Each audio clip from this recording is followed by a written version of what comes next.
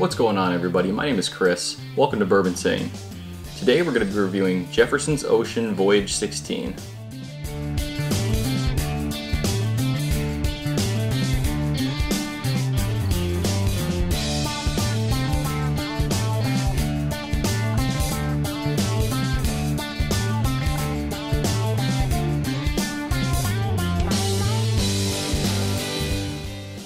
So Jefferson's is a really cool company. They make several different types of bourbon. They make Jefferson's, Jefferson's Reserve, Jefferson's Ocean.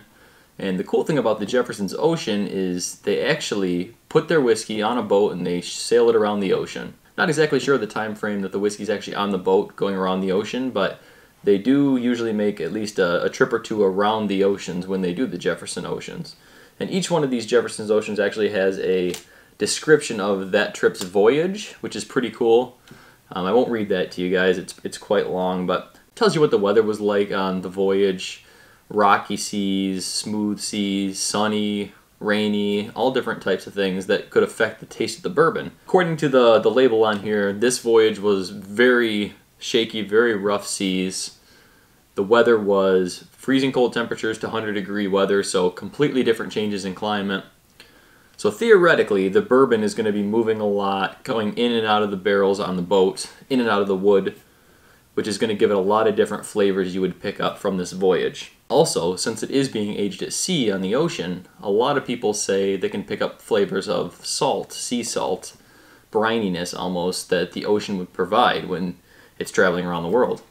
So a very interesting bourbon, very interesting story how the voyages work and the different flavors you might pick up from the bourbon based on how it's being aged. So when we were in Kentucky a couple months back, we actually visited one of Jefferson's warehouses, bottling facilities. It was a smaller facility they had here, but they actually made the bourbon that actually was being sent to the ships to go around the world. So pretty cool what Jefferson's doing with their bourbon. This specific Jefferson's Ocean bottle is actually from Cedar Rock and Riverside Liquors in Grand Rapids, Michigan. So this is actually a single barrel select of the Jefferson's Ocean. Most of the Jefferson's Oceans are just single voyages, small batch bourbons, but this is actually a single barrel select. Alright, so let's go into the color here. So this is a pretty light caramel color, not too dark overall.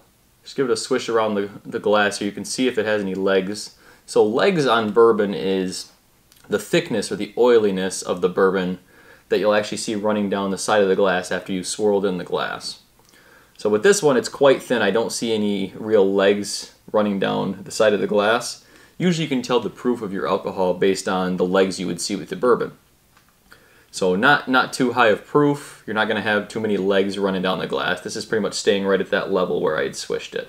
Alright, let's move on to the nose.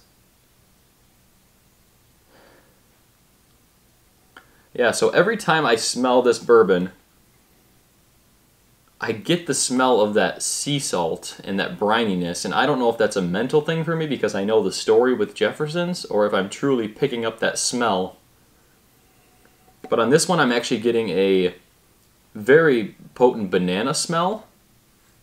It's still got a vanilla, caramel, a little bit of oak, but I'm getting a very forward front banana smell on this.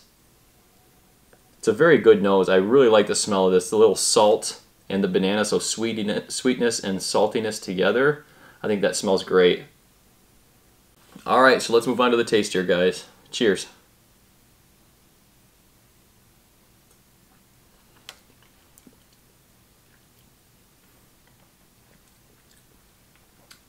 Very good. Very smooth. Doesn't burn going down. I still get those same notes with the banana, vanilla, caramel. So smooth. I do still feel like I get some saltiness or brininess. Again, I don't know if that's me or if that's a mental thing, but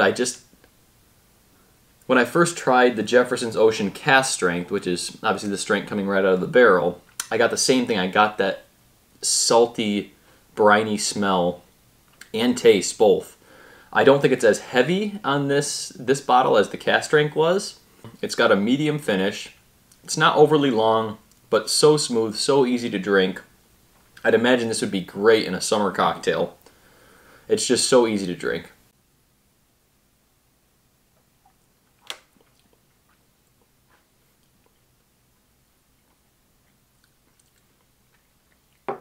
Yeah, after a couple sips, I do get more of a light fruit note.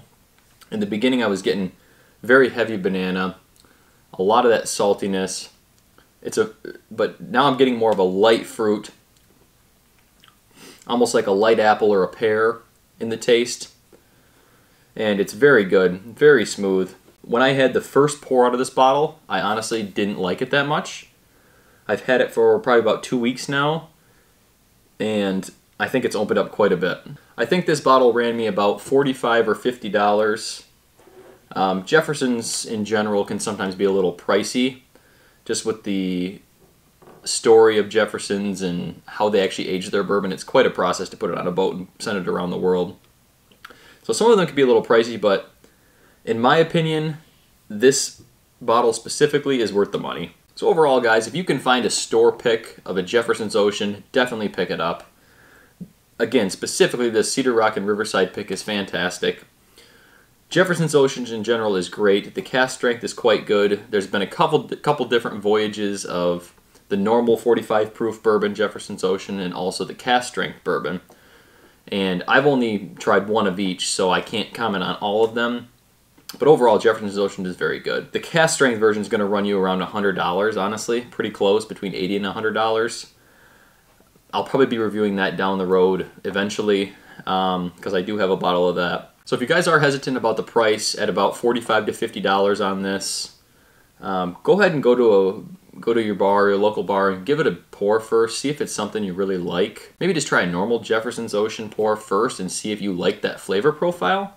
Because I think all the Jeffersons, with the exception of the wheated, they do have a similar taste profile. At least the Jefferson's Oceans, and again, that's that briny taste I get with the Jefferson's Ocean. There's a lot of really good bottles around the $40, $50 range. So the normal Jefferson's Ocean, not the single barrel select, I would give it a try first before you're sure you want to get it.